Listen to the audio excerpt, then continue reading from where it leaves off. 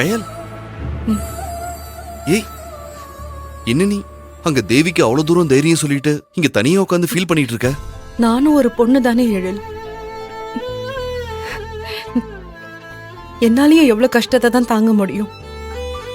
நானும் அழக்கூடாது, ஃபீல் பண்ணக்கூடாதுன்னு தான் கண்ட்ரோல் பண்ண ட்ரை பண்றேன்.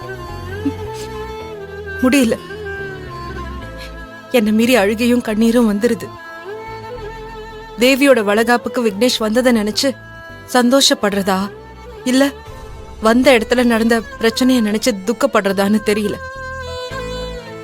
திரும்ப திரும்ப அந்த குடும்பத்துக்கும் நம்ம குடும்பத்துக்கும் பிரச்சனை வந்துகிட்டே இருக்கிறது ஏனே எனக்கு புரியல.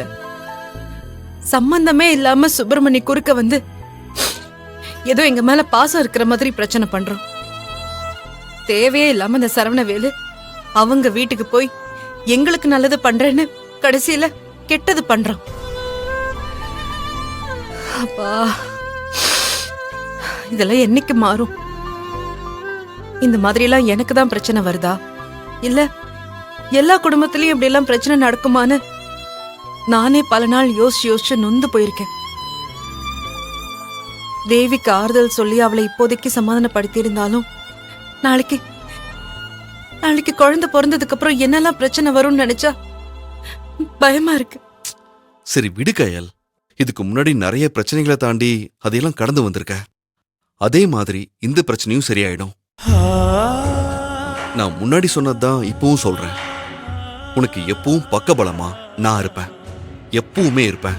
ஹேய், உனக்காக நான் என் அம்மா கூடவே சண்டை போட்டு வந்தவன். அப்படி இருக்கும்போது உனக்கு எதிராக யார் வந்தாலும் அவங்களை தூக்கி போட்டு காலி பண்றதுக்கு எனக்கு 5 நிமிஷம் ஆகாது. இதே மாதிரி விக்னேஷ் வரமாட்டாருன்னு சொன்னப்ப நான் அடாவடியா அவரை தூக்கிட்டு வந்திருப்பேன். ஆனா அவரை அன்பால தான் வர வைக்கணும்னு நீ சொன்னதுனாலதான் நான் பொறுமையா இருந்தேன். தேவிக்கு நல்லபடியா குழந்தை பிறக்கட்டும், அது வரைக்கும் என்ன பிரச்சனை வந்தாலும் நாம 2 பேரும் எதிர்த்து நிப்போம். அதுக்கப்புறம் எல்லாரும் உட்காந்து பேசி எல்லாத்தையும் சரி பண்ணலாம். நீ இப்படி மனசு உடைஞ்சு போய் உட்கார்றது எனக்கு ஒரு மாதிரியா இருக்கு. நீ ஃபீல் பண்ணி பேசினா எனக்கு மனசு கஷ்டமாயிடும். எனக்கு அடுத்த வேலைகள் ஓடவே மாட்டேங்குது. நீ உன் குடும்பத்துக்கு மட்டும் இல்ல, என்னோட நம்பிக்கையும் தைரியமும் நீதான்.